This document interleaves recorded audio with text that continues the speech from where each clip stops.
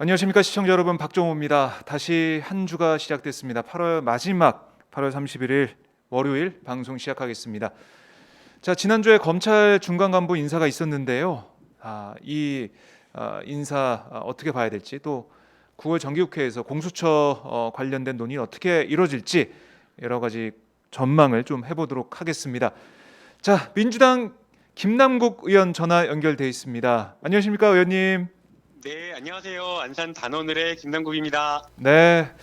자, 의원님 먼저 이것 좀 여쭙고 싶습니다. 지난 주말에 새로운 지도부가 선출이 됐는데 이낙연 의원이 60%가 넘는 지지를 받아서 대표가 됐고, 또 최고위원들도 치열한 경쟁 끝에 5명의 최고위원이 선출이 됐는데, 새 지도부에 거는 기대, 그리고 이런 것들은 좀 집중해줬으면 좋겠다, 이런 바람이 있을 것 같은데 어떻습니까?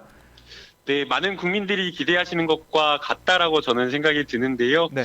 사실 이번 선거가 선거 치르는 동안에 수해가 발생하기도 했고, 또 코로나19가 갑작스럽게 광화문 집회에 의해서 재확산이 되는 그런 상황이었습니다. 그렇기 때문에 무엇보다 이제 방역에 정말 집중해달라라는 국민적인 어떤 그런 목소리가 있고요. 또 코로나19가 이게 재확산하면서 여러 피해가 지금 급속도로 광범위하게 계속되고 있는 그런 상황이거든요. 네. 그래서 이런 어떤 경제적인 어떤 피해와 관련된 예비책, 지원책을 촘촘하게 좀 마련해달라라는 국민적 요구가 있는 것 같습니다. 네. 아마 그 이낙연 대표님께서도 이런 부분에 모든 힘을 다 쏟을 거라고 생각이 들고요. 뭐 정치권에서는 이제 보니까 언론 기사에서는 이제 7개월 동안 당대표 하는 동안에 이게 대선 후보 지지율에 어떻게 영향을 미치느냐 막 이런 거를 많이 분석을 네. 하는데, 아마 이낙연 대표님은 그런 거 다 잊으시고 오직 민생만 생각하지 않을까 생각이 듭니다. 네, 민생만 생각할 것이다라는 말씀 주셨는데, 저희 지난주에 있었던 검찰 인사 관련해서 좀 여쭙고 싶어서 전화 연결을 했습니다. 법무부가 27일 중간간부 평검사 인사로 여러 가지 모습을 보여줬는데, 이 어떻게 좀 평가하세요? 먼저 짧게 평가 말씀 좀 들어보겠습니다. 네, 그 추미애 장관이 일관되게 가져왔던 네. 그 인사 그대로 하지 않았나라는 생각이 듭니다. 그 과거에 이런 이야기들이 그 검사들 사이에 많았었거든요. 네. 그 성골이다, 진골이다라고 아하. 하면서 예. 검사들 스스로가 자신들을 깎아내리면서, 사실 밖에서 보면 검사는 대단한 어떤 일을 하는 어떤 직업으로 평가를 하는데도 불구하고, 서울법대 나온 검사가 나는 그냥 평범한 육두품에 불과하다라고 하면서 예. 내가 아무리 열심히 해도 한계가 있다라고 그렇게 평가를 하더라고요. 왜요? 왜 그랬을까요? 이게 검사가 특수부나 공안이라고 하는 그 요직으로 쭉 가지 않으면 승진할 수 있는 그 한계가 있기 때문이거든요. 네. 그래서 이제 그러한 그 검찰 내부에 소위 말해서 귀족 검사라고 하는 그 승진하는 검사하고 일하는 검사라는 이런 어떤 계층이 이렇게 존재를 했었는데, 네. 이것을 깨 부숴야 된다. 정말 그 현장에서 일선에서 묵묵히 일하고 책임을 지는 그런 검사들이 대우받고 승진할 수 있는 검찰 조직을 만들자라는 그 기조를 이어갔다라고 보이고요. 네. 그래서 이번에 이제 주로 이제 공판과 특수부 검사들이 다른 이제 일선 어떤 네네. 부서로 이렇게 좀 인사 이동이 됐고요. 그 비운 자리에 그 형사부와 공판부 검사들이 또 요직으로 또 갔던 것 같습니다. 네, 특수 이제 공안, 과거에 말씀하신 대로 승진이 잘 됐던 그런 쪽 인사들이 지방 발령이나 이렇게 났고, 이른바 요직 이런 데에 승진하는 그런 인사들을 보면 형사나 공판 그쪽에 있었던 검사들이 승진했다, 이런 말씀이신데, 예. 언론에서 이렇게 여러 가지 분석을 하는데 이렇게 얘기하더라고요. 이른바 추미애 이성윤 라인이 전진 배치가 됐고, 윤석열 총장을 가까이서 보좌해온 그런 대검 중간 간부들, 아니면 다른 정부와 관련된 정권과 관련된 수사였던 이 검사들이 좌천됐다, 이런 식의 지적이 나오고 있는데 어떻게 보십니까? 우선은 그 추미애 장관님 라인 이런 것들은 없어요. 예, 그 추미애 법무부 장관님께서는 이제 법관 출신이고 네. 그 검찰과 평소에 어떤 그 인맥을 형성하거나 가깝게 지내시지 않으셨기 때문에 뭐 추미애 라인이다라고 할 만한 그런 사람들이 전혀 없습니다. 네. 예, 그래서 이제 그거는 오해다라고 말씀을 드리고 싶고요. 이제 이게 그 윤석열 총장의 힘빼기다 막 이런 식의 이야기를 하지만, 네. 근데 이제 이거는 적절한 평가가 아닌 것이 검찰이 윤석열 총장 개인의 것은 아니잖아요. 예, 그래서 인사 이동을 윤석열 총장과 가까운 사람에 대해서 인사를 했다라고 해서 그것을 윤석열 총장에 대해 뭐 힘빼기다라고 이렇게 평가하는 것은 좀 맞지가 않다라고 보이고요. 네. 결국 인사라고 하는 것은 그 조직의 문화를 바꾸고 그리고 그 조직이 가야 될 방향, 어떻게 가야겠다라고 하는 미래 비전을 그리는 거라고 저는 생각이 들고요. 네. 그래서 이제 이번 인사는 거기에 맞춰서 인사를 한 것이기 때문에 이게 뭐 윤석열 총장이 힙백이다 이렇게 말하기는 좀 어려울 것 같습니다. 결국에는 네. 지금 이 인사는 추미애 장관이 그냥 마음대로 하고 싶어서 하는 그런 인사가 아니라요. 지난해 2018년, 19년 쭉 우리가 국회에서 우리 대한민국이 문재인 정부가 네. 형사사법 체계를 놓고 어떤 형사사법 체계로 가야 되는가에 대한 진지한 고민이 있었고 예. 그 고민 속에서 검찰개혁을 논의를 했던 거잖아요. 그 논의 중 하나가 검찰권을 분산시키는 게 있었고요. 네. 그 중 하나로서 공수처 설립 그리고 검찰의 권한을 수사권을 분리시켜가지고 경찰에게 일부 준다라고 하는 것이 포함되어 있어서 네. 기본적으로는 검찰이 가지고 있는 여러 어떤 수사의 어떤 총량을 줄이는 방향으로 계속 나아가는 그런 인사를 지금 하고 있는 겁니다. 네. 뭐 그럼에도 불구하고 통합당 논평 이런 걸 보면 청와대 선거개입, 유재수 감찰 무마, 조국 일가 비리, 라임 사태 이런 걸 수사하던 검찰이 일제 소탕됐다 이렇게 지적을 했고 또 한동훈 검사장에게 폭행 할극을 벌인 피의자 신분의 정진웅 부장은 승진했다. 그를 감찰한 검사들은 모두 좌천됐다. 이런 지적을 하면서 이 추미애 법무장관이 검찰 중앙안보 인사로 청산한 건 윤석열 사단이 아닌 대한민국 법치와 사법 정의다라는 비판을 내놓고 있습니다. 어떻게 보십니까? 이제 뭐 하나하나 이게 다 뭉뚱그려서 이렇게 평가하기는 좀 어렵고요. 네. 우선은 이제 그 압수수색 과정에서 논란이 있었던 그 정진웅 검사에 대한 네네. 승진을 좀 평가를 해보면 네. 조금 요거는 논란 뭐 비판의 소지는 있을 수 있다라고 생각이 됩니다. 왜냐하면 뭐 감찰을 받고 있고 형사 입건되어 있기 때문에 여기에 대해서 지금 그런 어떤 감찰 대상 그 형사 입건된 사람을 이렇게 승진시키느냐라고 이렇게 볼 수도 있지만 네. 그러나 또 한편으로는 인사에 대한 어떤 평가나 이런 것들이 하나의 사건 이것만 가지고 어떻게 평가하냐. 네. 결국에 그 사람을 승진시키냐 승진시키지 않느냐라고 하는 것은 인사고과 쭉 몇 년 동안 있었던 그 사람의 성과 어떻게 일을 했는지를 놓고 종합적으로 평가를 해야지 직전에 불과 뭐 며칠 전에 몇 달 전에 있었던 한두 달 전에 있었던 그 일 하나만 가지고 이렇게 평가하는 거는 적절하지 않다. 네. 나는 이런 시각이 있을 수 있고요. 네네. 그리고 이제 그 미래통합당에서 이야기를 하는 뭐 여권을 수사했던 사람들을 다 인사이동시켰다 뭐 이렇게 얘기를 하지만 네. 만약에 이 미래통합당의 주장이 타당하려면요. 네. 수사 중인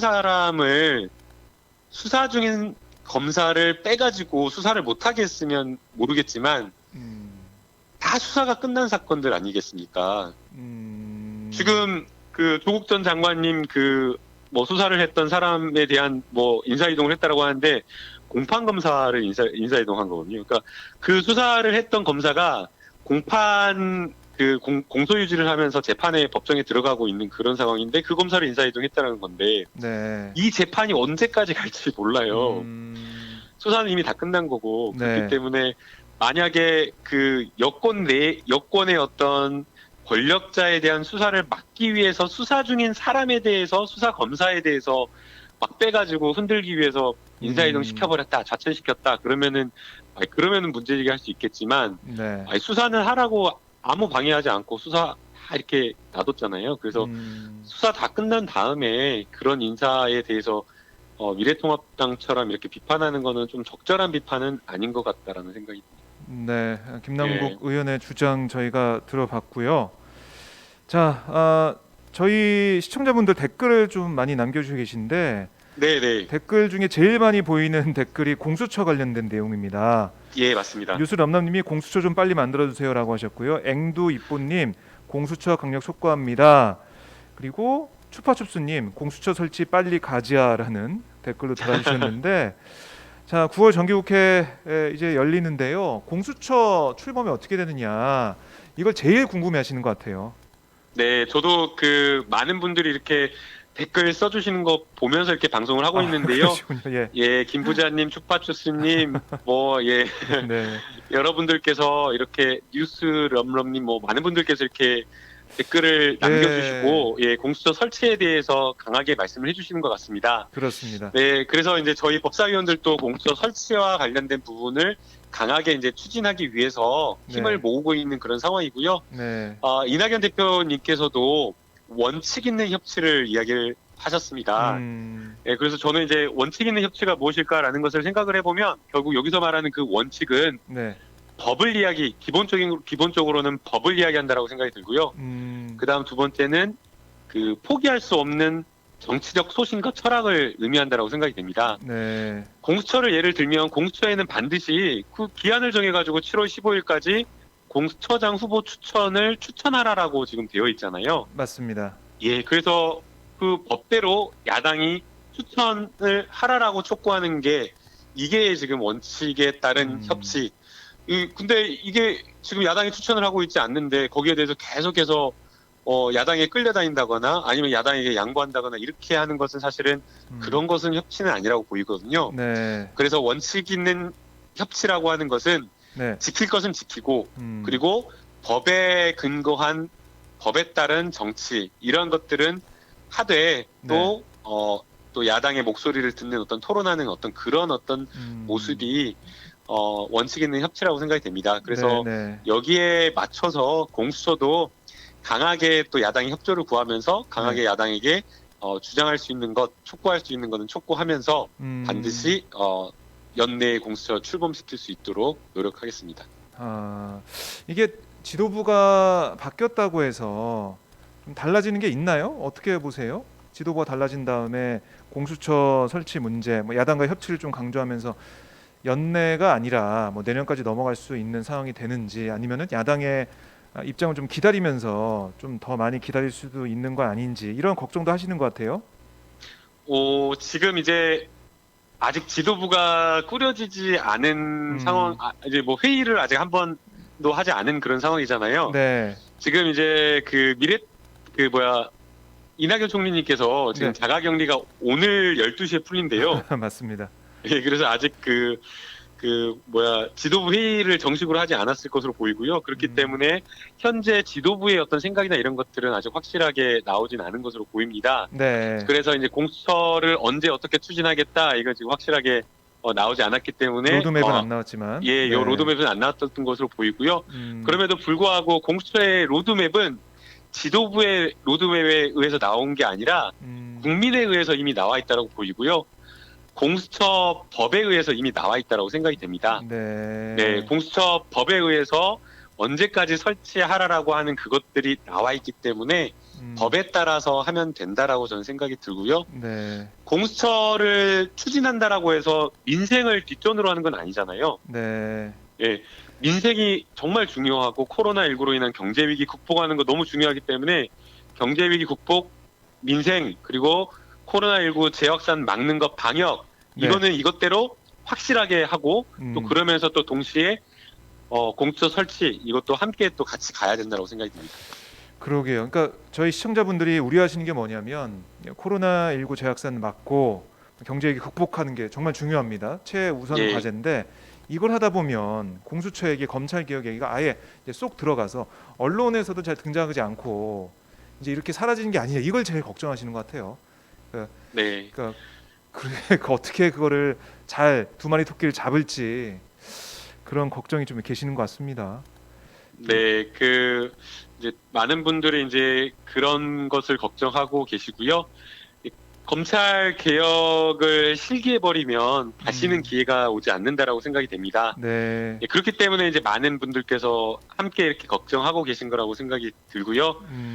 그 걱정 하시는 만큼 그런 마음을 받아서 공수처 출범, 검찰 개혁, 그리고 검찰 개혁을 더 넘어서서 네. 사실 이 검찰 개혁이 문재인 정부가 그린 그 개혁의 하나가 아니거든요. 개혁의 네네. 조각입니다. 음. 문재인 대통령님께서 원래 그린 개혁은 권력기관의 큰 개혁이었습니다. 그래서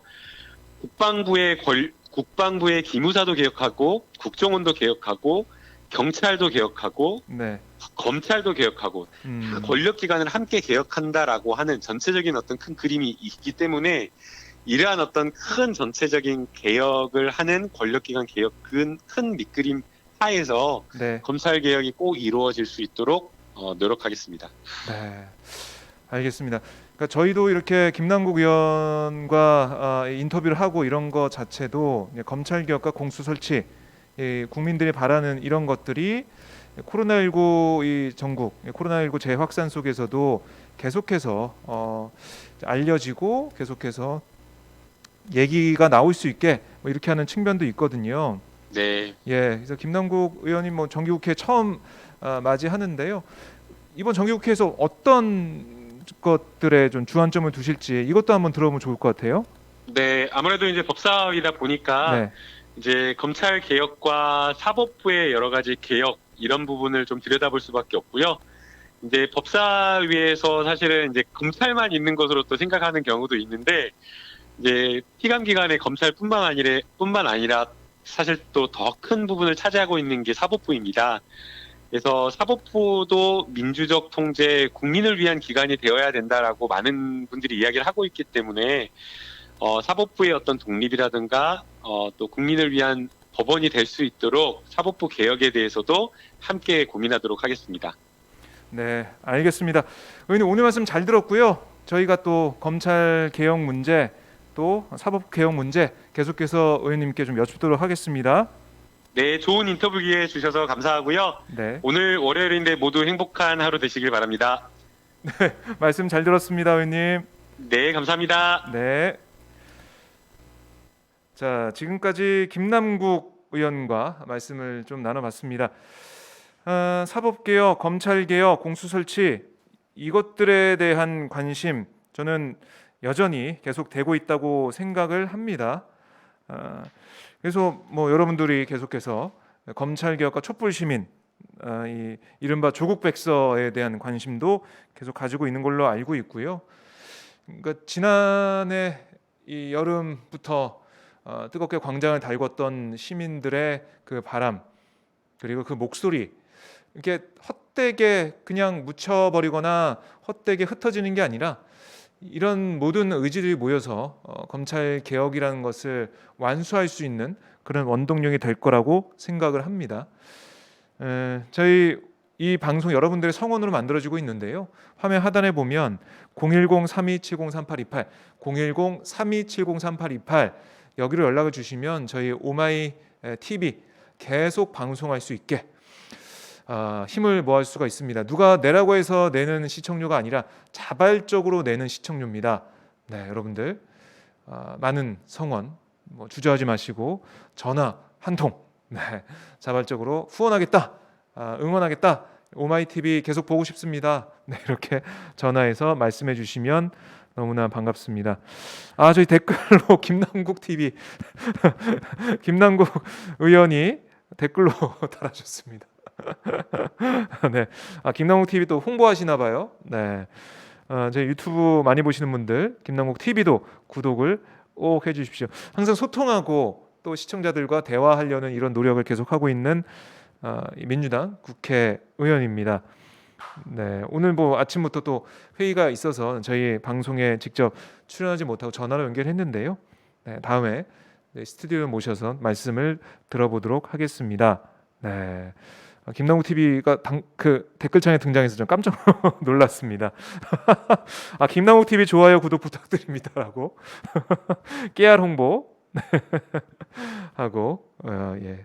자, 이렇게 국회의원들이 보면 유튜브 방송도 계속 많이 하고 있고요. 의정 활동을 또 특히 지금 코로나19 때문에 현장 활동하기 어렵잖아요. 그래서 이렇게 온라인을 통해서 언택트 홍보, 언택트 의정 활동 이것도 열심히 하고 있는 것 같습니다.